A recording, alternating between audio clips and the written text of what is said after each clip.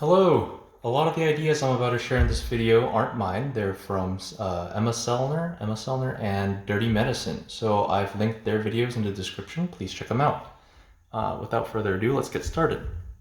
So, counterstrain tender points can be anterior or they can be posterior. So anterior, posterior. Under those, let's write CTRL, like control. CTRL. And of course, these correspond to cervical, thoracic, ribs, lumbar. Now, in general, the anterior counterstrain tender points are going to be flexion for setup, while the posterior in general are going to be extension for setup, unless we say otherwise. Moving forward, we have a little 7 shape of A's, and then we do the same thing with T's under it. Now for the ones that have the blank spaces, you look at what's across and then put the opposite letter. And you're gonna know you did it right if you have a little thunderbolt of T's touching the bottom, okay? So what are these? These are actually your side bending and rotation. So fill in the S's and R's, side bend away, rotate towards, ta-da! All right, so in general, the anterior counterstrain tender points are going to be flexion, unless we say otherwise, in which case, those are maverick points, right? So let's learn some maverick points. AC1 is rotate away, because Dirty said, AC1, rotate away, son. AC1, rotate away. Okay. Next, AC7. We're going to imagine that 7-Up. And then the can has a little straw coming out.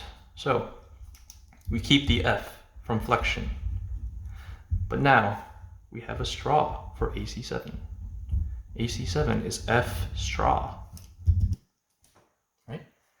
Moving forward to the thoracic, we're going to remember fat 16. Fat 16. What is that? Well, the anterior thoracic counterstrain tender points 1 to 6 are flexion, just flexion.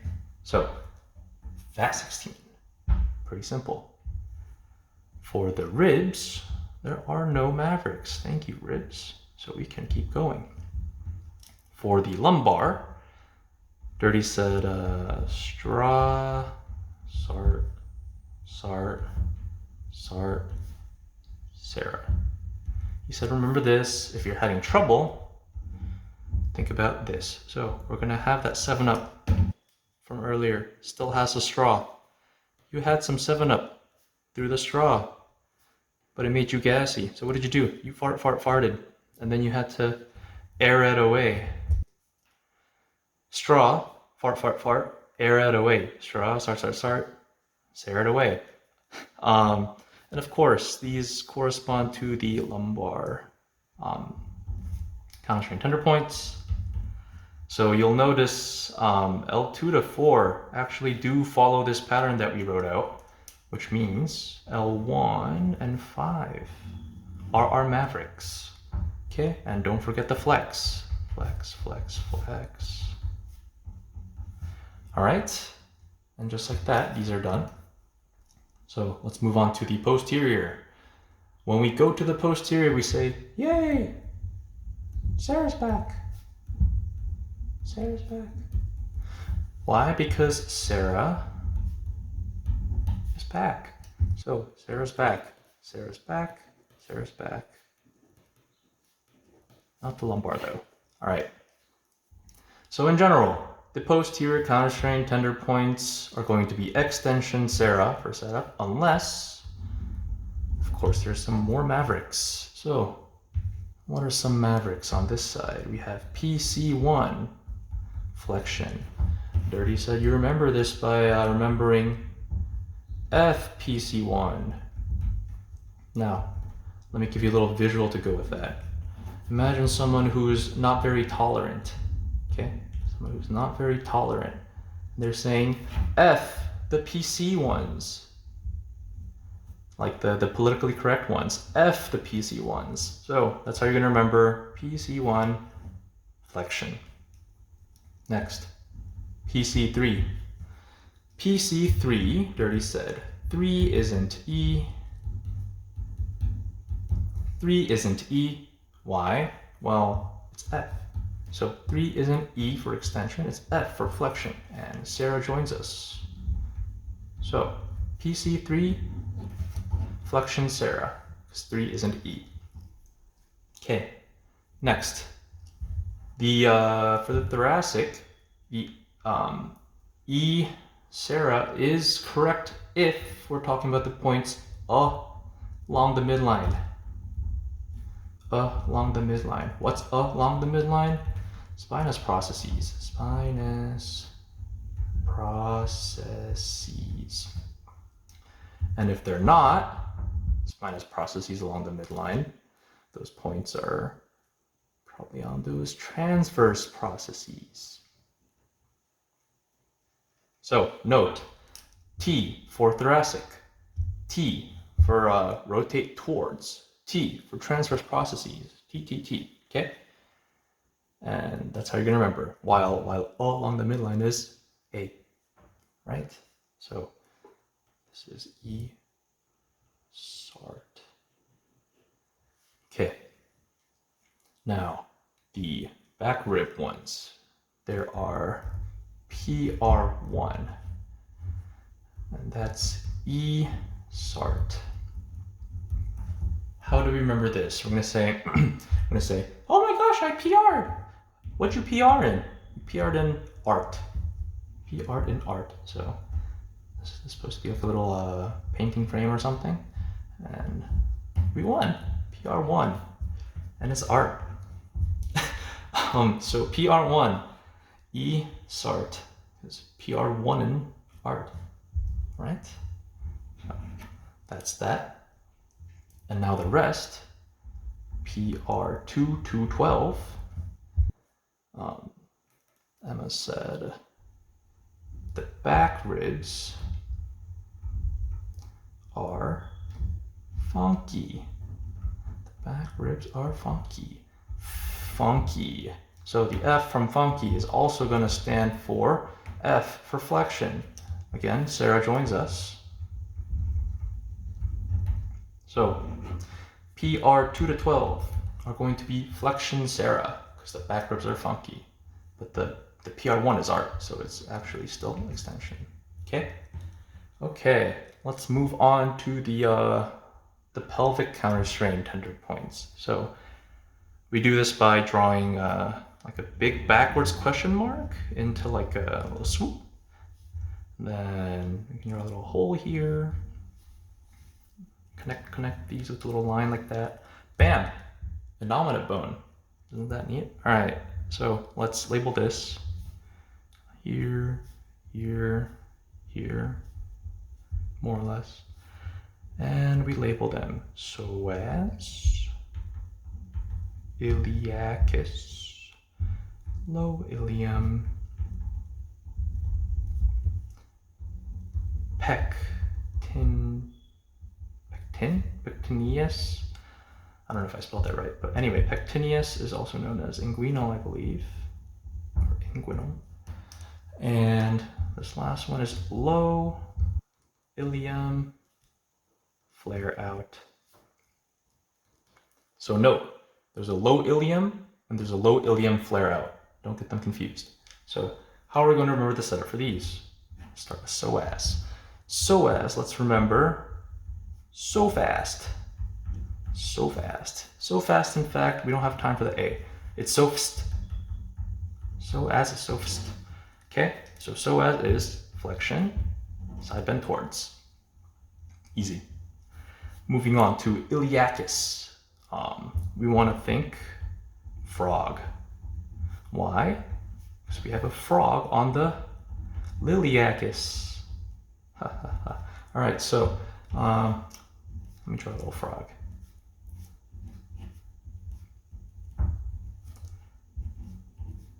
Okay, frog on the liliacus. All right. So what does that mean? Well, let's take our OMM table. Frog position, we're going to have the patient supine, that's on their back, right? and their legs are going to be doing that kind of thing. Okay, frog legs. So what is this? This is actually flexion, abduction, external rotation. So the frog on the Liliacus, it's Faber. Next, low ilium. Think about South Phillium, or just Philly. Philly. Except we're also gonna spell it wrong. I'm gonna say Philly. Why? Low ilium, the setup is going to be just flexion for Philly. It's gonna get even better, just watch. So next, pectineus. This is the weirdest one. Let's draw some hip dude. Okay, give him some broad shoulder, a little muscular and stuff, you know. Anyway, what is it? What are they doing? Oh, so this dude had an earring, and the earring had a chain that connected to his nipple. What the heck is even that? Well, that's a fad earring that connects to the pectineus.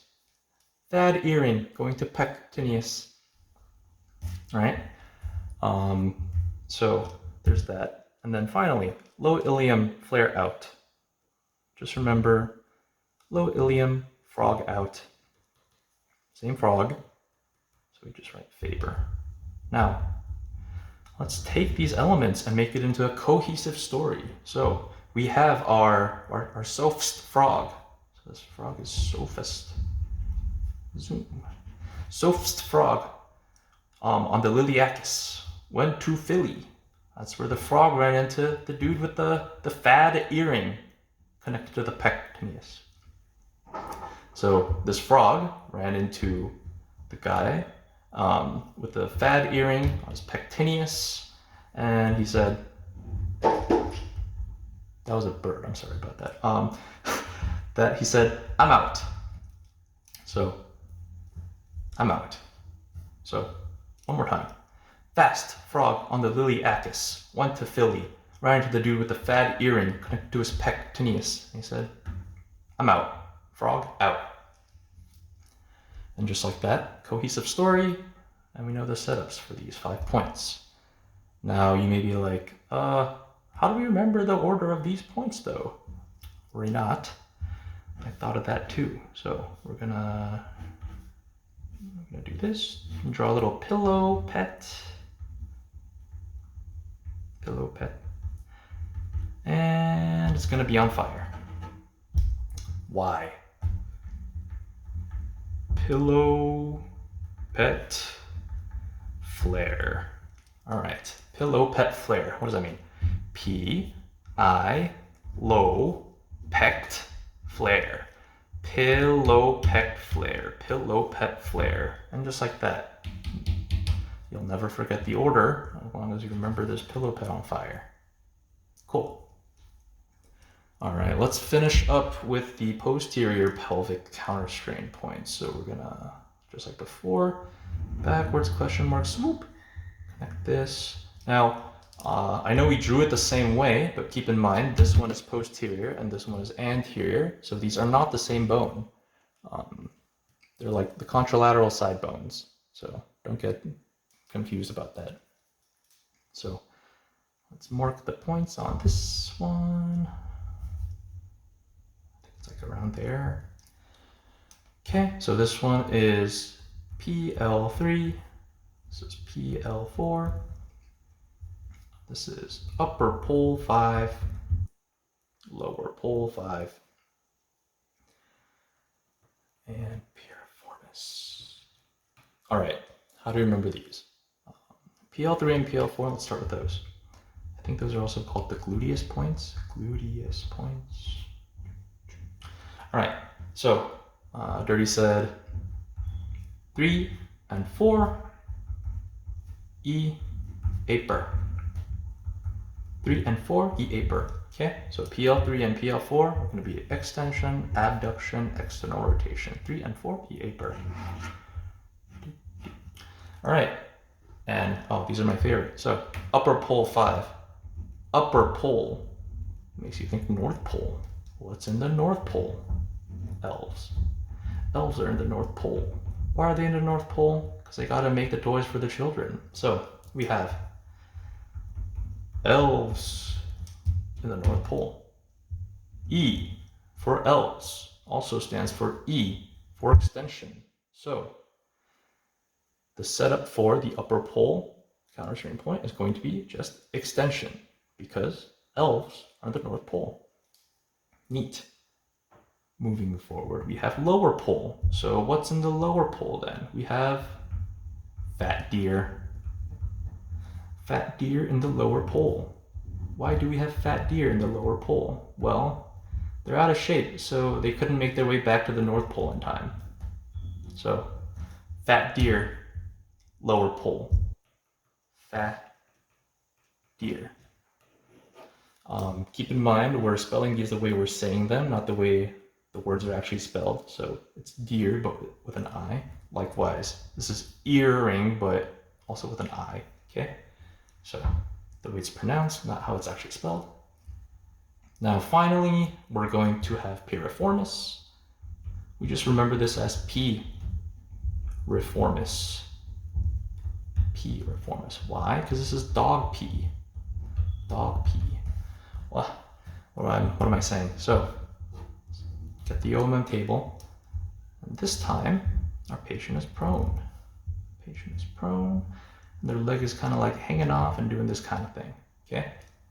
So, this is also F, A, B, E, R. Flexed, abducted, externally rotated. Now you'll notice, dog is Faber, frog is Faber. But they're different, right? What's different is for the frog Faber, we have supine and the Faber is bilateral. For the dog P Faber, the patient is prone and it's unilateral. Okay, so that's the difference, which kind of leads to my next point. Even though this is good, if you knew absolutely nothing before, if you don't familiarize yourself with both the setups as well as the locations of the points, this is limited in how much it'll help you in your exams. So I recommend learning the exact locations and stuff. Dirty's video is really good for that. But yeah, I think that's everything. And with that, good luck.